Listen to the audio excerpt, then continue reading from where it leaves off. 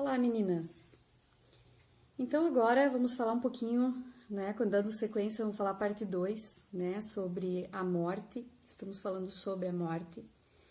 E é muito interessante se você está passando por esse vale, como eu estou passando, da sombra da morte.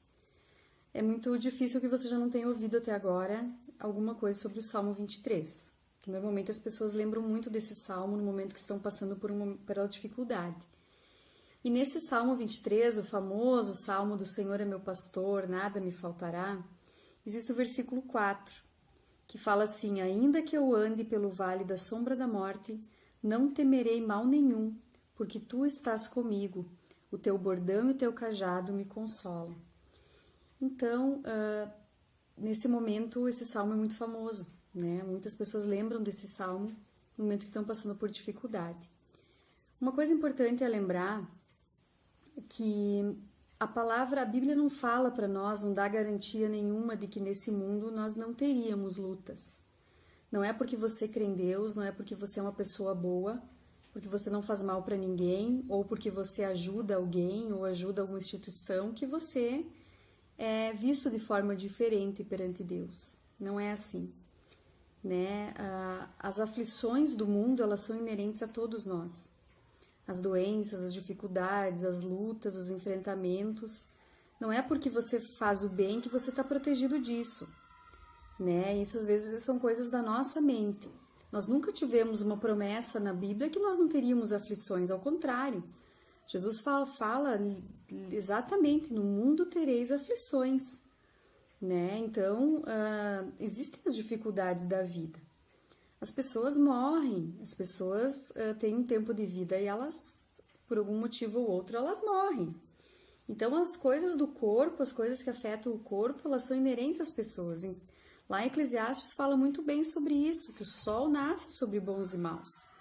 Então, o que nós temos sim de promessa na Bíblia é que Ele estaria conosco no passar pelas aflições. E é isso que faz a diferença. Para quem está passando pelo vale da sombra da morte, não é o porquê que eu estou passando e ficar revoltado com a vida, Mas agora que eu estou passando, eu preciso ter, então, forças e paz e a presença do Senhor Jesus do meu lado, para que Ele consiga me ajudar a passar por esse vale, por esse momento. O que vai acontecer no final é com Ele, como nós já falamos na parte 1. Se nós vamos ou ficamos, isso é com Deus. Ele deu a vida, Ele tira e a vida é isso, Independente do nosso esforço, é isso que a vida se resume a isso, Então, nós temos que estar fortes nessa hora. E da onde nós vamos tirar forças? De onde vem essa força? E nós aprendemos aqui no Salmo 23 algo muito importante.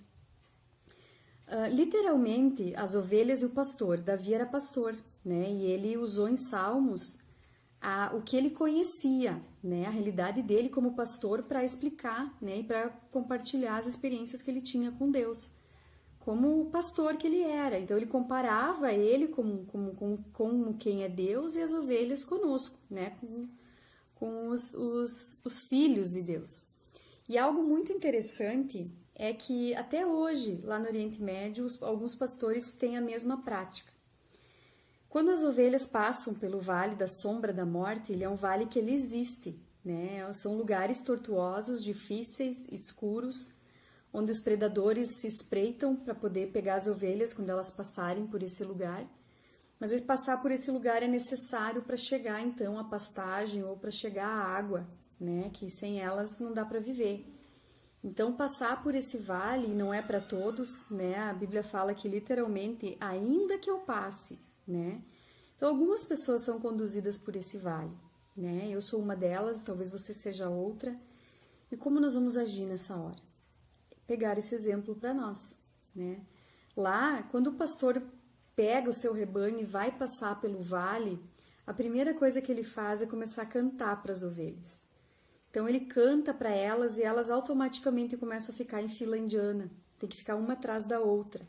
Ele canta, elas já sabem que tem que se posicionar uma atrás da outra para passar então por esse vale que é muito tortuoso e muito perigoso, e elas não podem confiar na visão delas, no que elas conhecem, porque elas têm que confiar 100% no que o pastor está fazendo. Você confia no que o teu pastor está fazendo? Né? Então, a única forma de nós passarmos por esse vale com força, com coragem, é confiando 100% que o pastor está nos conduzindo e que ele está conosco.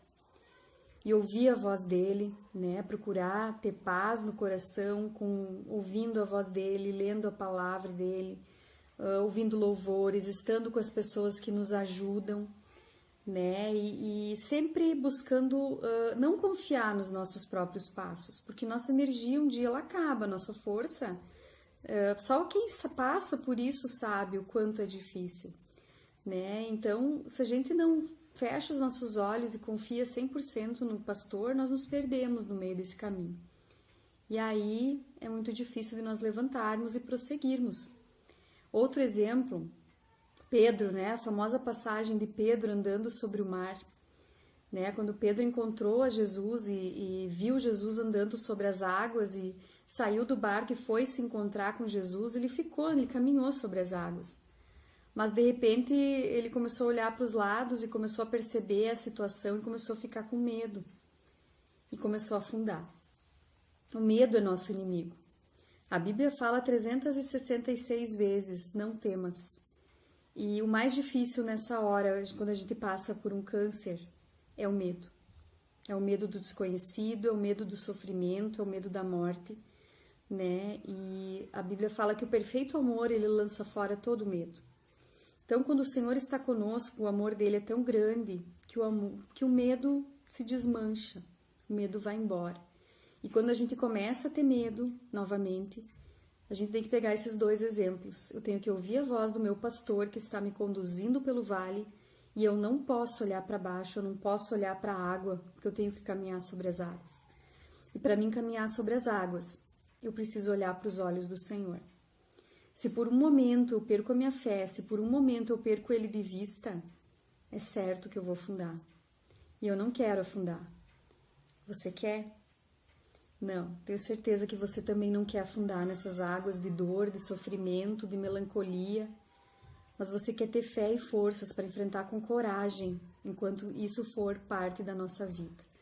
Não há alegria que dure para sempre. E não há sofrimento também que dure para sempre quando a gente crê em Deus. A vida, elas são fases, são momentos, são períodos. Nós temos que viver com os nossos olhos no nosso pastor. Porque se ele é nosso pastor, nada nos faltará. E temos que nos alimentar de coisas que nos trazem esperança. Não converse, não vá atrás, não pesquise coisas que vão te deixar mal. Porque quando você faz isso, você tira os olhos do Senhor, tira os olhos do pastor que está nos conduzindo. E a falta de fé é o que nós menos precisamos nessa hora. Ao contrário, precisamos de muita fé, né? Então eu entendi isso. Quando eu começo a tocar o meu seio, começo a tentar perceber se o tumor está regredindo ou se não está, ou aquela preocupação vem na minha mente e eu lembro, eu não posso olhar para o que os olhos veem, eu tenho que olhar para aquilo que eu não vejo. Né, para aquilo que eu espero, para aquilo que me traz força, me traz ânimo. E o que nos traz ânimo quando a gente está passando por isso é saber que não estamos sozinhos. E que se eu estou aqui ainda, é porque ainda há esperança. Quanto à vida, há esperança. Então, o que eu tenho para te dizer hoje é isso. Fixa os teus olhos no pastor, coloca os teus olhos no Senhor, confia nele, porque ele não nos abandona. Ele viu Jonas quando estava na barriga do peixe. Ele não abandonou Paulo quando o navio se naufragou e nenhum se perdeu do naufrágio. Depois uma víbora, no mesmo momento uma cobra venenosa picou Paulo e Deus tinha um propósito para ele. E ele não morreu, ele não veio a morrer, né? Então, isso está lá, para que se você quiser ver, isso está lá em Atos 28, 27 e 28, para olhar essa história de Paulo que nos mostra muito de que quando Deus tem um propósito para alguém, quando a tua vida ainda não terminou, não importa o tamanho do teu câncer, você vai conseguir ser curada e você vai conseguir vitória. tá? Então, grande abraço, grande beijo, confia no Senhor. Os olhos dele passam por toda a terra. Apenas, como diz lá em Josué, ser forte e corajoso, porque ele está conosco e ele nos ajuda. Se você quer ver essa palavra, Josué 1:9. Não fui eu quem ordenei você? Seja forte e corajoso, não se apavore, nem desanime, pois o Senhor, o seu Deus, estará com você por onde quer que você andar. Ele estando conosco é o que importa, tá? Grande beijo, fé, força e vamos prosseguir a nossa luta.